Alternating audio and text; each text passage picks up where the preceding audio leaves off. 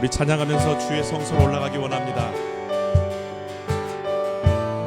주의 이름 안에서, 주의 이름 안에서 주의 성소로 가네. 영광스러운 이곳에 우리 기쁘게 왔네. 거룩한 보좌 앞에서 따뜻함을 느끼네. 우리 마음 경배하며 찬양의 제사 드리네. 찬양의 제사 드리며 성소로 들어갑니다. 찬양의 제사 드리며 성소로 들어갑니다.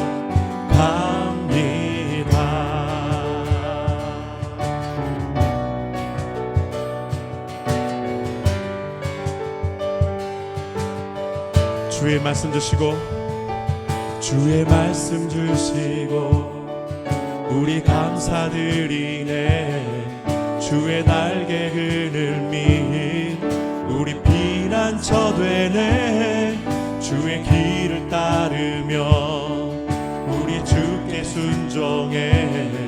모든 상황 속에서도 찬양의 제사 드리네. 찬양의 제사 드리며 성소로 들어갑니다.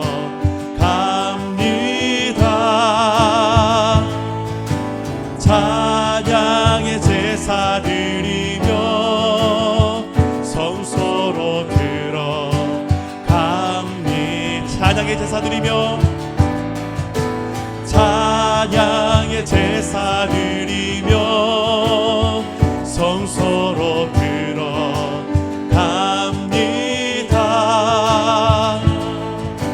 찬양의 제사 드리며 성소로 들어갑니다.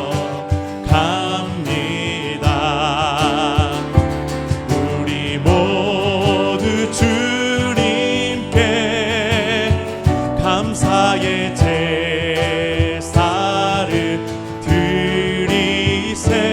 우리 모두 주님께 기쁨의 제사 드리네. 우리 모두 주님께, 우리 모두 주님께 감사의 제사를 드리세. 우리 모두 기쁨의 제사 드리. 면류관 벗어서, 면류관 벗어서 주 앞에 드리세. 저 천사 기쁜 노래가 온 땅에 퍼지네. 내 보나 깨어서 주 찬송하여라. 온 백성 죄를 속하신 만왕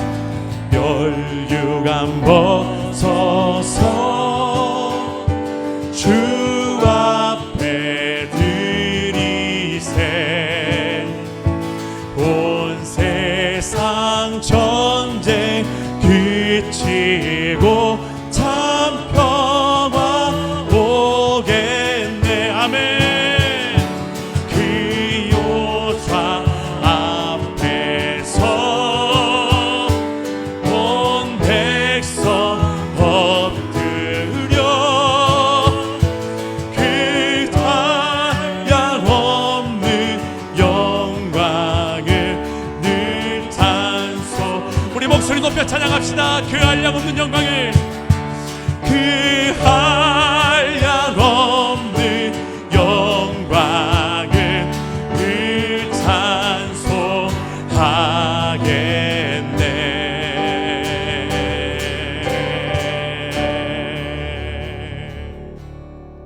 아멘.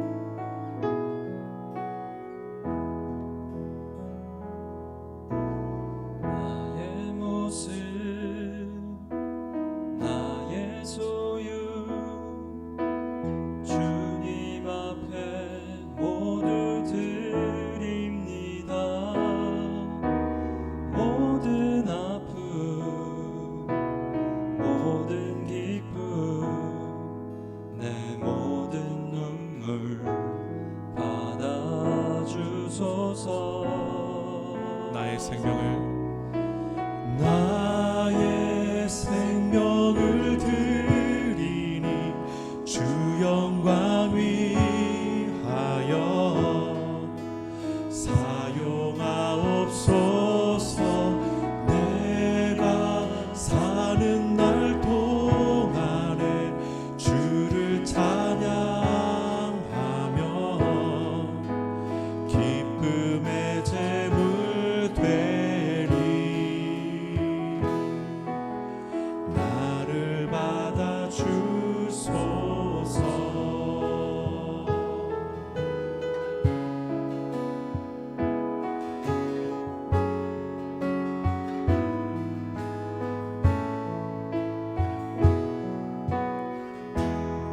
어제 일과 내일 일도, 어제 일과 내일 일도 꿈과 희망 모두 드립니다. 모든 소망 모든 계획 내 손과 마음 받아주소서.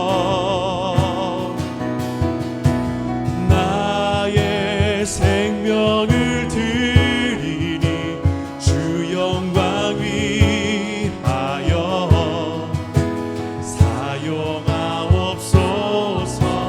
내가 사는 날 동안에 주를 찬양하며 기쁨의 제물 되리. 나를 받아 주소서. 나의 생명을 드리니, 나의 생명을 드리니 주 영광 위하여 사용하옵소서. 내가 사는 날 동안에 주를 찬양하며 기쁨의 제물 되리. 나를 받아 주소서. 송축해 내 영혼, 송축해 내 영혼, 내 영혼아 거룩하신 이름.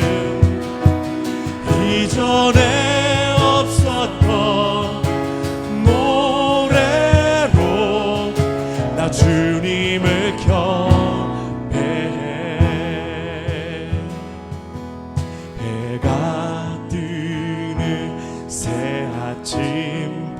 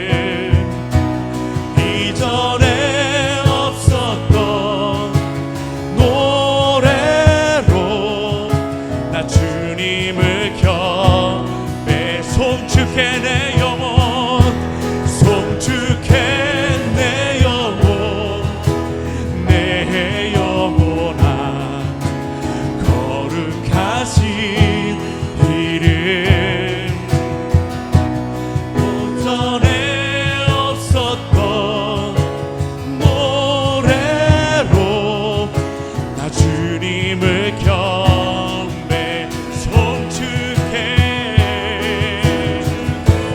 내 영혼 내 영혼아 거룩하신 이름 이전에 없었던 노래로 나 주님을 경배해 곧 그날에 나의 힘 다하고 나의 삶의 여정 마칠 때 끝없는 찬양 나누리라 수많은 세월 지나여 영원히 송축해 송축해 내 영혼 내 영혼아 거룩하신 이름 이전에 없었던 노래로 나 주님을 경 우리도 손 높이 들고 찬양하며 나갑시다 송축해 내 영혼 내 영혼아 거룩하신 이름 이전에 없었던 노래로 나 주님을 경 주여 우리 이름을 받아주셔서 송축해 송축해 내 영혼 내 영혼아 거룩하신 이름 영광 받으시 우리 주님 이전에 없었던 노래로 나 주님을 경배해 나 주님을 경배해 나 주님을 경배해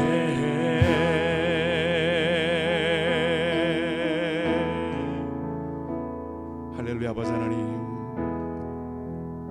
주의 이름이 높임받기를 원합니다 하나님 송축합니다 하나님 오늘 이 자리 가운데 주님 임재해 주셔서 우리에게 넉넉히 주의 은혜를 베풀어 주시옵소서 말씀으로 우리를 가르쳐 주시고 인도하시고 주의 뜻을 알게 하옵소서 주여 그 길을 향해서 오늘도 기쁨으로 함께 순종하며 나아가는 복된 하나님 나라 백성 될 수 있도록 인도하여 주시옵소서 시간 이 예배의 기름 부으심을 위해서 말씀을 위해서 함께 기도하겠습니다 기도합시다 아버지 하나님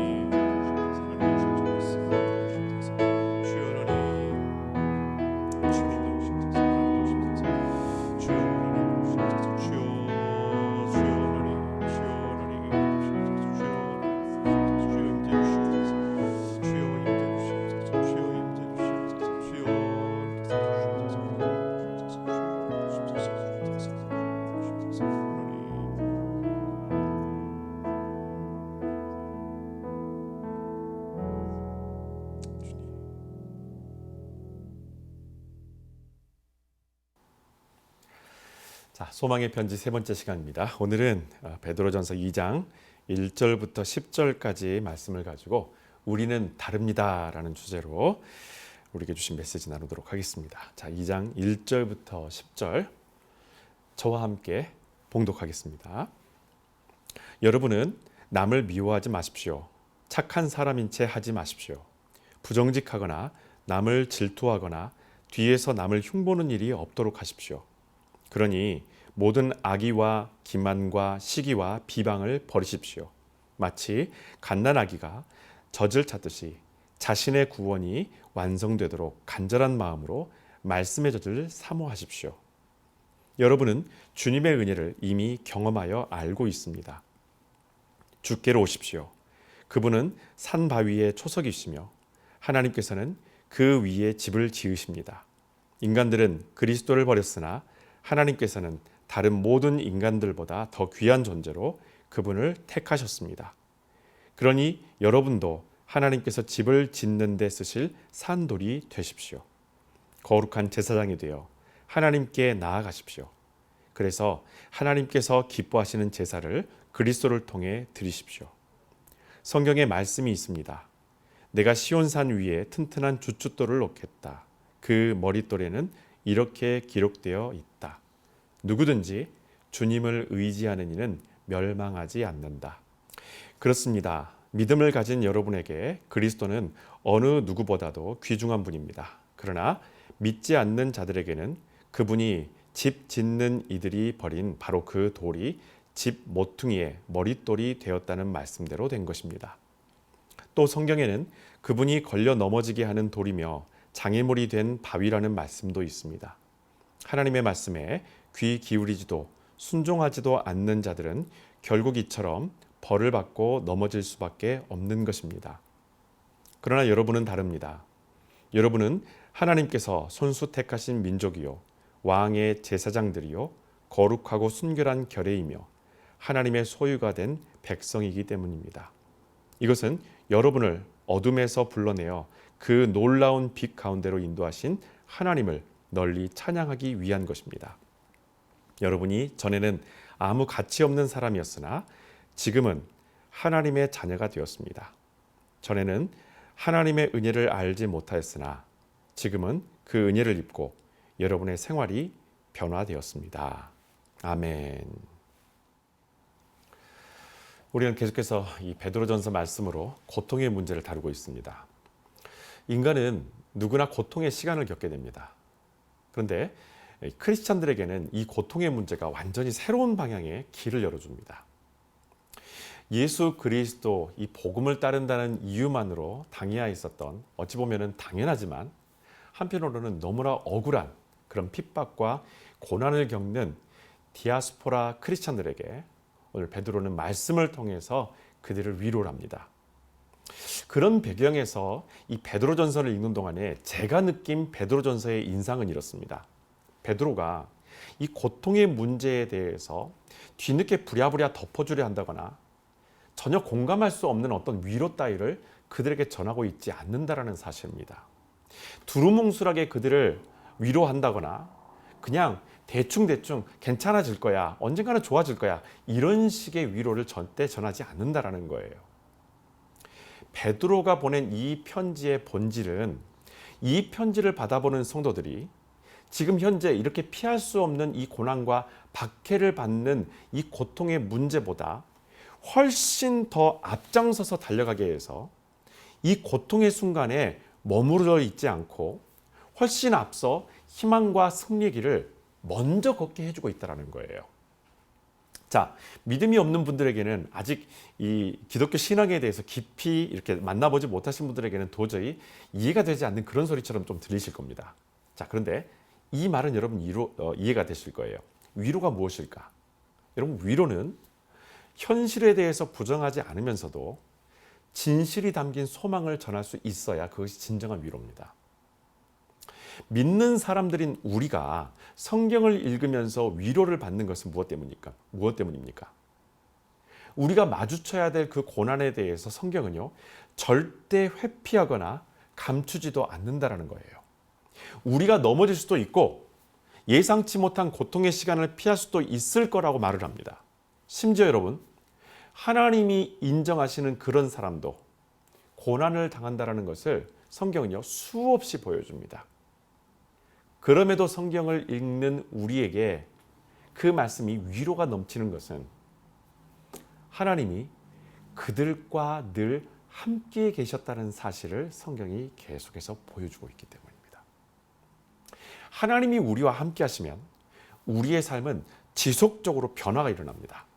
이것이 성화입니다.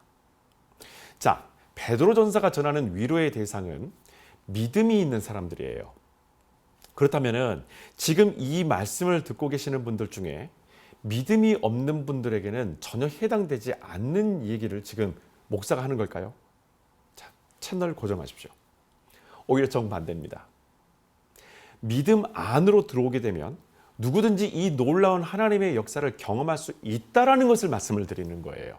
그러니 믿음이 있든 믿음이 없든 간에 오늘 이 말씀은 우리에게 무척 중요한 말씀입니다. 여러분, 하나님이 메시아이신 예수 그리스도로 우리를 구원하실 때 우리에게서 달라지기는, 우리의 삶에서 달라지는 두 가지 변화가 있어요. 첫 번째는 포지션, 지위입니다. 그리고 두 번째는 컨디션, 상태입니다. 여러분, 베드로는 기독교 신앙에 있어서 회심한 성도들에게 나타나는 기본적이면서도 아주 본질적인 변화를 이 고통 중에 있는 성도들에게 상기시켜서 그 안에 고통도 이겨낼 수 있는 능력이 있다는 것을 보여줍니다. 자, 첫 번째, 우리에게 나타나는 변화 뭐라고요? 지위, 포지션입니다. 구원은 여러분, 우리에게 이전에 없었던 새로운 지위를 부여해 주시는데, 우리가 얻게 된 새로운 지위, 그 포지션으로 인해서 고통을 대하는 자세 또한 우리는 완전히 달라지게 됩니다. 성경은 우리가 얻은 새로운 지위를 이렇게 말합니다. 자, 2장 9절에 있는 말씀입니다. 같이 한번 읽겠습니다. 그러나 여러분은 다릅니다. 여러분은 하나님께서 손수 택하신 민족이요 왕의 제사장들이요 거룩하고 순결한 결례이며 하나님의 소유가 된 백성이기 때문입니다. 이것은 여러분을 어둠에서 불러내어 그 놀라운 빛 가운데로 인도하신 하나님을 널리 찬양하기 위한 것입니다. 아멘. 여러분, 우리의 달라진 지위가 무엇이라고요? 택하신 민족, 왕같은 제사장, 거룩하고 순결한 나라, 하나님의 소유된 하나님 나라의 백성입니다. 여러분, 이건 성경 안에서 봤었을 때도 아무나 가질 수 있는, 동시적으로 가질 수 있는 어떠한 지위도 아니에요. 이 모든 지위를 다 가질 수는 없어요. 다만 예수 그리스도를 통해서 구원받은 하나님의 백성에게는 이 모든 지위가 동시에 주어진다는 것입니다. 여러분, 이것을 가능하게 하신 이가 누구라고요? 예수 그리스도예요.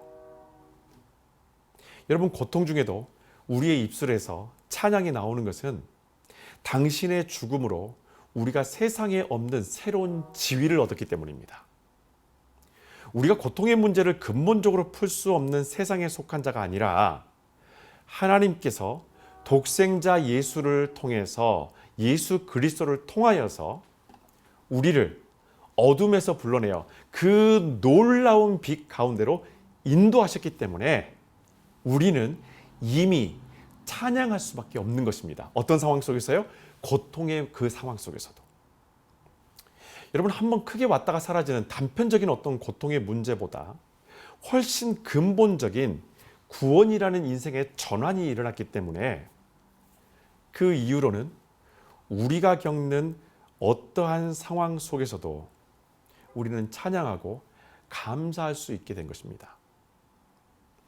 로마 황제의 박해와 억울한 누명으로 인해서 그들이 당했었던 그 고통에도 불구하고 하나님의 자녀라는 이 복되고 고귀한 지위를 얻게 된 크리스찬들이 이 고난을 수용하고 찬양할 수 있었던 것은 이 고난을 구원의 소망이 없는, 믿지 않는 사람들이 아닌 영생의 약속을 이미 받은 나여서, 우리여서 그것이 다행이라는 바로 그 믿음 때문에 그들은 고난 속에서도, 고통 속에서도 찬양이 나왔던 거예요.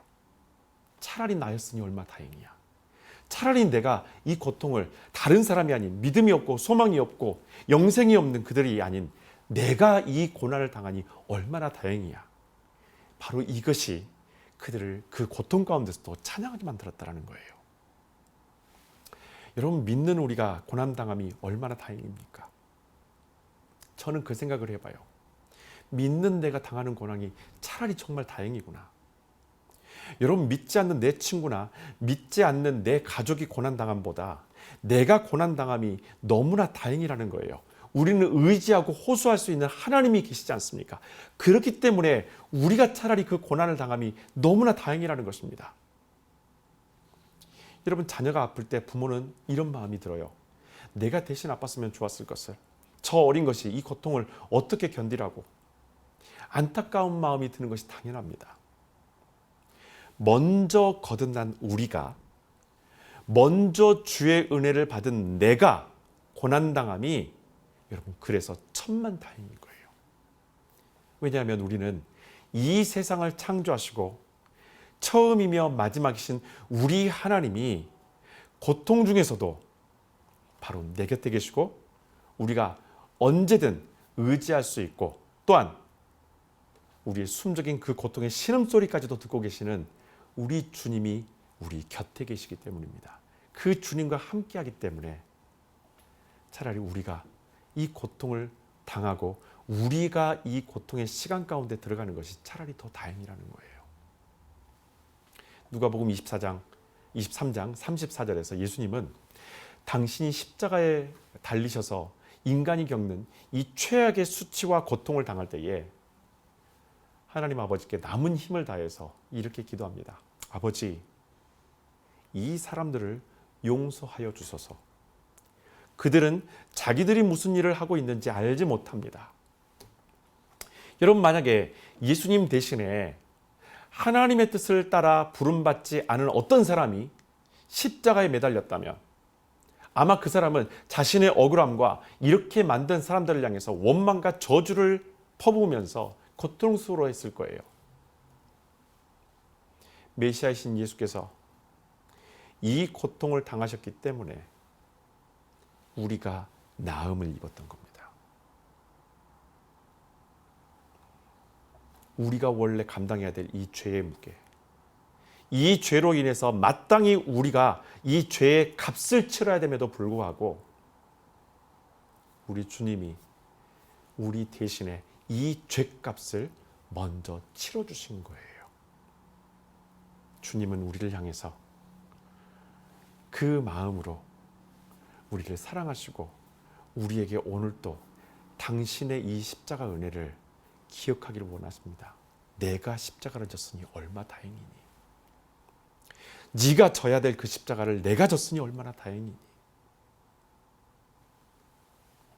여러분, 주님께서 우리를 위해 고통당하시고 우리를 치유하시고 우리를 새롭게 하심으로 말미암아 우리는 새로운 지위를 얻어요. 그렇게 해서 달라진 지위를 감동과 감격의 은혜로 얻게 된 크리스찬들은 다른 사람이 아닌 내가 이 고통을 당함이 차라리 다행이라고 여기면서 주께서 일하실 것을 믿음으로 찬양할 수 있게 됩니다. 여러분, 달라진 지위를 얻게 된 하나님의 자녀들은 고통의 시간을 통해서 하나님의 뜻이 무엇인지를 깨닫게 되고 회개해야 할 일이 있다면 더 큰 부끄러움을 당하기 전에 그들은 반드시 회개합니다. 그러나 이보다 더 감사할 수 있는 것은 주님이 일하시는 지금 이 모든 과정과 상황들을 믿음으로 감당할 수 있는 자로 내가 인정함을 받았다라는 것입니다. 사랑하는 보금자리 성도들께 제가 간곡하게 부탁드립니다.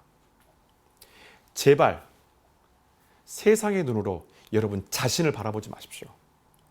만약 우리가 하나님의 사랑과 그분이 하시는 뜻과 계획을 이 세상의 기준으로 바라보게 된다면 우리가 직면한 고통은 모든 것이 저주처럼 여겨지게 될 겁니다.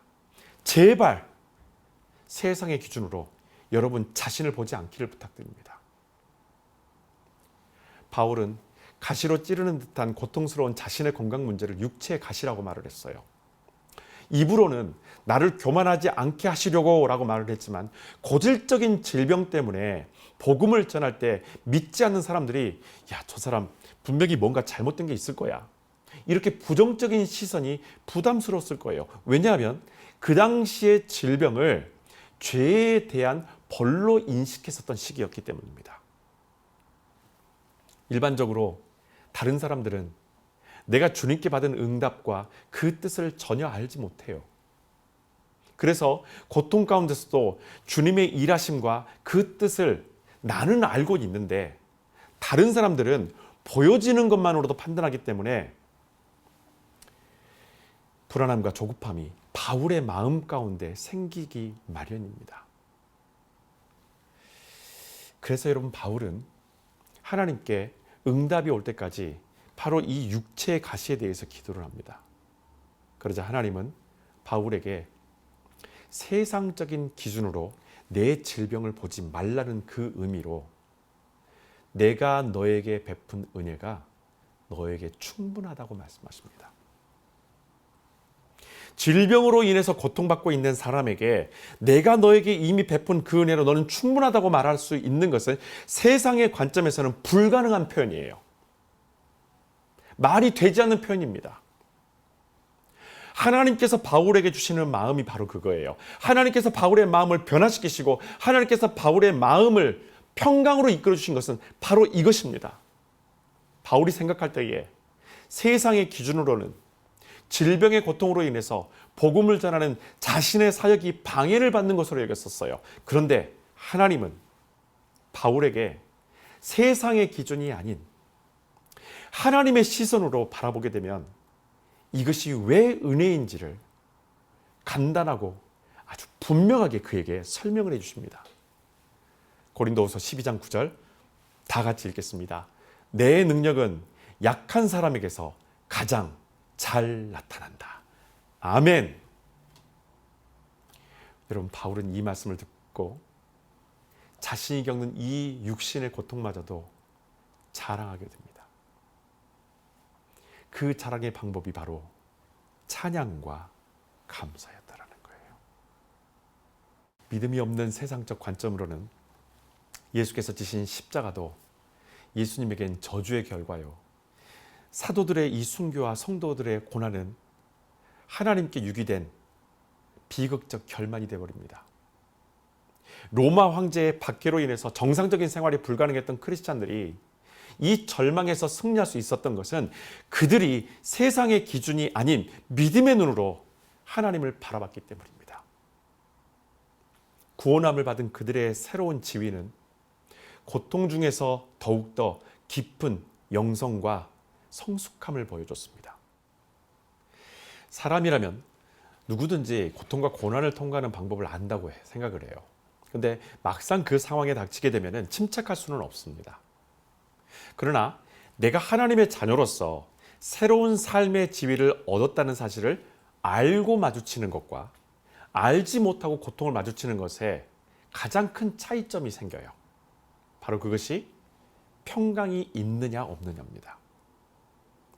베드로는 하나님이 우리에게 허락하신 가장 크고 놀라운 변화, 바로 우리가 예수 그리스도를 통해서 하나님의 자녀가 되는 놀라운 지위의 변화, 새로운 삶의 지위의 변화에 대해서 거듭 찬양을 하게 됩니다. 그런데 이 거듭 찬양하는 이 말씀 안에 새로운 변화에 대한 이야기가 또 한 번 들어가요. 자, 2장 10절. 여러분이 전에는 아무 가치 없는 사람이었으나 지금은 하나님의 자녀가 되었습니다. 전에는 하나님의 은혜를 알지 못하였으나 지금은 그 은혜를 입고 여러분의 생활이 변화되었습니다. 아멘. 그렇습니다. 우리를 구원하심으로 우리가 새로운 지위, 그 포지션을 얻었다면 자연스럽게 따라오는 또 하나의 변화가 있어요. 오늘 말씀에서 그 단어를 컨디션, 상태라고 말을 합니다. 상태의 성화.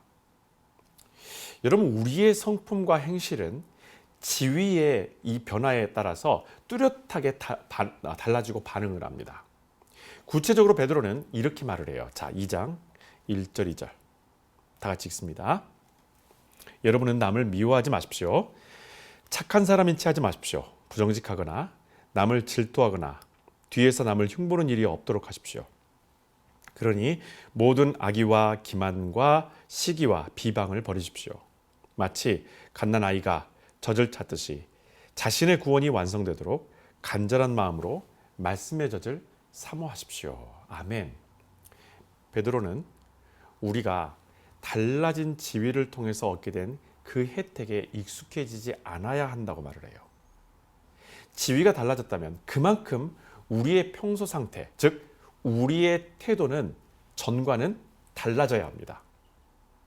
베드로는 구체적으로 두 가지를 요구하는데 첫 번째는요, 버리십시오예요. 그리고 두 번째는 사모하십시오입니다. 상태의 변화는 우리의 영성의 현 주소가 어디인지를 지금 보여주는 거예요. 우리가 겪는 모든 고통에는 성화의 과정과 밀접하게 연관되어져 있습니다. 이 고통의 시간을 통해서 우리는 성숙할 것인가 아니면 후퇴할 것이냐의 기로에 서게 돼요. 여러분, 성도의 고통의 문제는 단편적으로 해결하거나 지나쳐서는 안 됩니다. 왜냐하면 우리의 지위가 예수 그리스도로 인해서 이미 격상되어졌고 달라진 지위로 인해서 우리의 상태가 거듭남 이전과는 확연히 달라졌습니다. 여러분, 그래서 포지션은 우리가 하나님께로부터 얻게 된 은혜의 선물이라고 표현한다면, 컨디션은 성령과 우리가 합력하여서 우리의 삶을 변화시키고자 하시는 이 성령의 목표를 따라가는 실질적인 행동과 같은 거예요. 여러분, 믿음에서 벗어난 삶을 살다가 고난과 고통스러운 상황을 만나게 되면 어떻습니까? 남을 미워하고 가면을 쓰게 되고 속이고 질투하고 남을 흉보는 일을 서슴지 않아요. 근데 여러분, 이것은 고통의 강도를 몇 배로 증가시켜 버립니다. 그래서 베드로는 가차없이 이것을 버리라고 말을 합니다. 기독교뿐만 아니라 다른 종교에서도 버리고 비우라는 것을 똑같이 강조합니다. 그런데 복음의 완성은 악한 것을 버린 그 빈자리를 무엇으로 채우느냐에 따라 달라져요. 베드로는 버려서 비워낸 자리를 즉각 채워서 공백이 생기지 않도록 하라고 요구합니다. 곧 그것은 구원의 완성이 될 수 있도록 간절한 마음으로 말씀을 사모하라는 겁니다. 저는 고통의 상황과 마주쳤을 때 나는 마음을 비웠어 하는 분들을 참 많이 봤어요. 근데 그 중에는 말씀으로 채우지 않고 더 방황하는 분들도 심심치 않게 봅니다. 그런가 하면 말씀을 사모하여 주 앞에 서신 분들에게서 목사인 저도 놀랄 만큼 성령의 강력한 임재와 현재의 그 시간 속에서 그분이 미래의 삶을 벌써 살고 계시는 모습을 봐요. 여러분, 이게 저만의 체험이 아닙니다. 2장 3절 다 같이 읽겠습니다. 여러분은 주님의 은혜를 이미 경험하여 알고 있습니다. 아멘. 저와 여러분이 이미 체험하고 있는 바예요. 그 은혜로, 그 말씀이 있기 때문에, 예수 그리스도의 복음이 우리 안에 있기 때문에 현재 내가 당하고 있는 이 고난에 이 현재에 머물러 있지 않고 이 상황 가운데서 이미 하나님께서 일하시고 우리에게 주시는 그 소망을 향해서 먼저 앞질러 가고 있는 그 놀라운 은혜의 삶을 저와 여러분이 이미 경험하며 살고 있다는 것입니다. 여러분, 우리가 겪는 고통은 죄라는 심지에 불을 붙이게 만들어요. 고통스러운 상황이 단순히 그 상황에서 머무르지 않습니다. 힘들어 죽겠네, 이렇게 끝나지 않고 지금의 고통의 감정이 말씀과 반대되는 길을 견눈질하게 만들어요. 그런 유혹 안 받아본 분들은 없을 겁니다. 자, 그렇다면 다시 원론적인 질문 한 가지만 제가 하도록 할게요. 왜 예수 그리스도야 합니까?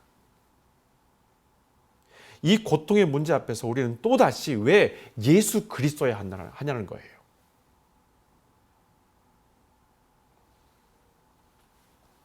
하나님이 우리를 구원하시기 위해서 보내신 유일한 방법이 뭡니까? 예수 그리스도. 구원하시기 위해서 하나님께서 하신 유일한 방법은 예수 그리스도예요. 그것이 고통이 되었든 아니면 어떤 화려한 내 삶의 정욕과 유혹이 되었든 어떠한 상황이 되었든 그곳에서 나를 구원해 주실 리가 예수 그리스도밖에 없다는 것입니다. 여러분, 구원은 무엇입니까? 우리가 잘 알고 있다시피 건져냄이에요. 찬송가 540장의 가사처럼 내가 매일 십자가 앞에 더 가까이 나아가 구세주의 흘린 피로써 나를 정케 하소서. 내가 매일 2장 4절의 말씀, 주께로 오십시오. 아멘. 베드로는 우리에게 매일 주님 앞으로 나오라고 말합니다. 매일 주님 앞으로.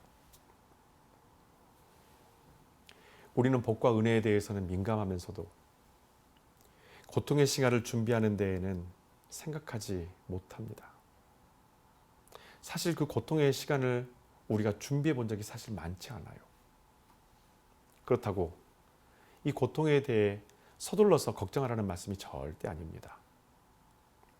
가장 갑작스럽고 이것과 마주쳤을 때 낙심되는 것이 바로 고통의 문제예요. 베드로는 이렇게 갑작스러우면서도 우리를 한순간에 무너뜨릴 수 있는 이 고통의 문제에 대해서 믿는 모든 사람들에게 이 한 가지 질문을 오늘 이 말씀을 통해서 다시 되물어 봅니다. Who is Jesus? 예수가 어떤 분이신가? 2장 4절 나머지 부분 같이 읽겠습니다. 그분은 산 바위의 초석이시며 하나님께서는 그 위에 집을 지으십니다.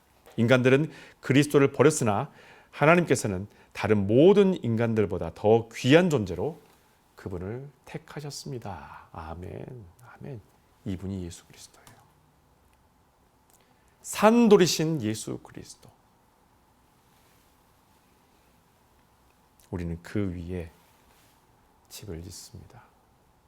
인생의 집을 지어요. 고통을 이겨내고 승리할 수 있는 것은 예수님이 어떤 분이신가를 내가 알고 있느냐에 달려져 있습니다.